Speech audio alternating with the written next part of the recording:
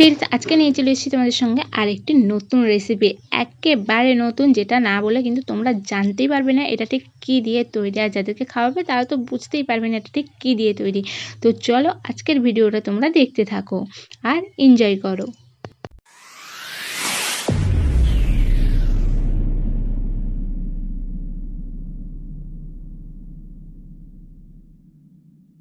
বন্ধুরা, রেসিপিটা করার জন্য প্রথমেই আমি চা খাওয়া কাপের হাফ কাপ মতো নিয়ে নিয়েছি বেসন, আর একটু বড় সাইজে নিয়েছি একটা সেদ্ধ আলু।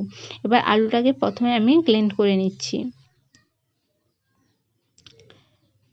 তোমরা আলুটাকে সেদ্ধ করে নেবে, তাহলে কিন্তু রেসিপিটা আরও ভালো হবে। তারপর হচ্ছে গ্লেন্ড করে নেওয়ার পর এবার আমি যে বেসনগুলো রেখেছি সেটা চালিয়ে নিচ্ছি।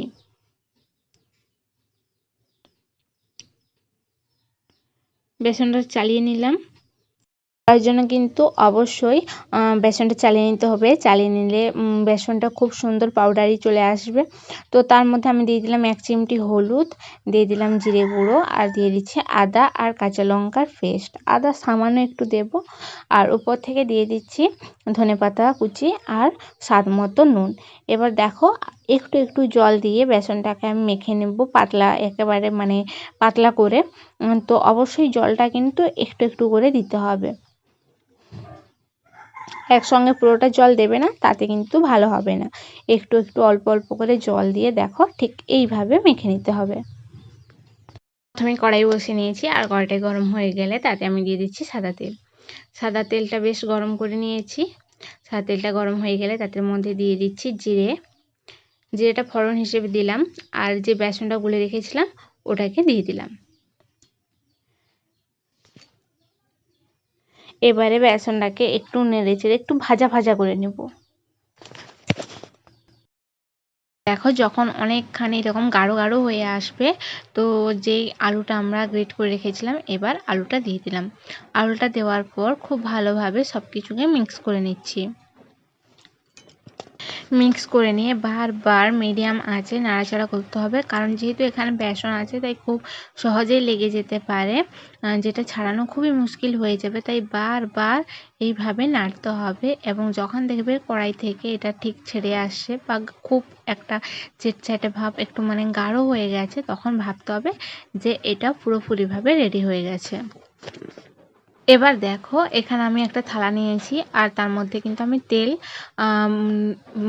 বুলিয়ে নিয়েছি। তো তোমরা এটা আগে থেকে তৈরি করে রাখবে, আমিও আগে থেকে তৈরি করে রেখেছি। এরপর যে আলুর মিশ্রণটা সেটা এখানে দিয়ে দিলাম। এবার দেখো, এভাবে চেপে চেপে একটা শেপ নিয়ে নিচ্ছি। খুব বেশি পাতলাও করব না, আবার খুব বেশি মোটাও করব না। দেখো, স্প্যাচুলা দিয়ে এভাবে চেপে চেপে খুব সুন্দর একটা শেপ নিয়ে নিয়েছি। এবার এটাকে আমি ঠান্ডা হতে দেব। তবে হ্যাঁ, এটা খুব তাড়াতাড়ি করবে, ঠান্ডা হয়ে গেলে শক্ত হয়ে যাবে, তখন কিন্তু আর খুব ভালো একটা শেপ আসবে না। তাই গরম থাকাকালীন এটা করে নেবে, তারপর এটাকে ঠান্ডা হতে দেবে। তো ঠান্ডা হতে হতে এদিকে কাজটা আমরা গুছিয়ে রাখি। এখানে নিয়ে নিয়েছি সর্ষের তেল, নিয়ে নিয়েছি নুন, নিয়ে নিয়েছি হলুদ গুঁড়ো। এবার মিশিয়ে নিয়ে তাতে আমি দিয়ে দিচ্ছি আলুর টুকরো। এবার আলুগুলো আমি ভেজে নেব বেশ লাল লাল করে। প্রায় 60 থেকে 70% আলুগুলো এই ভাজতে ভাজতেই কিন্তু সেদ্ধ হয়ে যাবে। খুব সুন্দর লাল লাল করে আলুগুলো ভেজে নিচ্ছি। আর এদিকে দেখো, এদিকে যে আলুর মিশ্রণটা ওটা ঠান্ডা হয়ে গেছে। এবার এটাকে একটা ছুরি দিয়ে আমরা বেশ সুন্দরভাবে কেটে নিচ্ছি। তোমরা যেরকম ইচ্ছা শেপ দিতে পারো, আমি ঠিক এইভাবে ছকছক একটা শেপ দেবো। এবার দেখো, এটা তো ঠান্ডা হয়ে গেছে। এবার দেখো, এইভাবে ঠিক কেটে নিচ্ছি ছকছক করে। তো তোমরা এইভাবে কেটে নিতেও পারো। আর বলে রাখি, এটা কিন্তু খেতে খুবই সুন্দর, খুব ভালো হয়। আর প্রথমবারে ট্রাই করলেই তোমরা ভালো বানাতে পারবে। আর এটা দেখো, একটু মোটা মোটা রেখেছি, খুব বেশি পাতলাও করে দেইনি। তো তোমরা এটা বাড়িতে অবশ্যই ট্রাই করে দেখো, তোমরা কিন্তু নিশ্চয়ই এটা করতে পারবে, আর খুব ভালো টেস্টও হবে। তো আলুগুলো ভাজা হয়ে গেছে, এবার আলুগুলো আমি তুলে নিচ্ছি।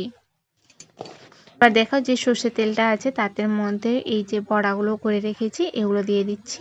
এবার এগুলো একটু লাল লাল করে ভেজে নেব। অবশ্যই আঁচটা মিডিয়ামে রাখবে, আর খুব বেশি দিয়ে দেবে না, অল্প অল্প করে ভাজবে, নয়তো কিন্তু ভাজতে অসুবিধা হবে।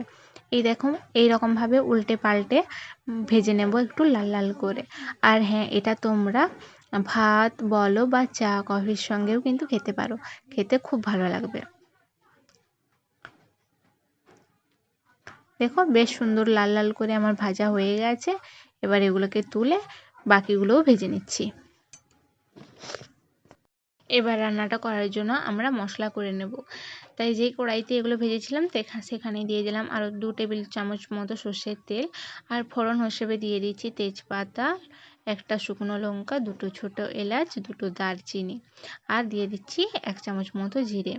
এবার সব কিছুকে কয়েক সেকেন্ড একটু ভেজে নিয়ে ভাজা ভাজা হয়ে গেলে তাতে দিয়েছি একটা মাঝারি সাইজের পেঁয়াজ কুচি। এখানে দেখো পেঁয়াজটা আমি ছোট্ট কুচি কুচি করে কেটে নিয়েছি। আর পেঁয়াজটা একটু লাল লাল করে ভাজবো, খুব বেশি ভাজবো না, মোটামুটি লাল লাল করে ভেজে নিচ্ছি। এবার ভেজে নেওয়ার পর এবার দিব মশলা। তার জন্য দিয়ে দিচ্ছি এখানে আদা, রসুন, কাঁচা লঙ্কা আর একটা টমেটোর পেস্ট করা আছে সেটা দিয়ে দিলাম।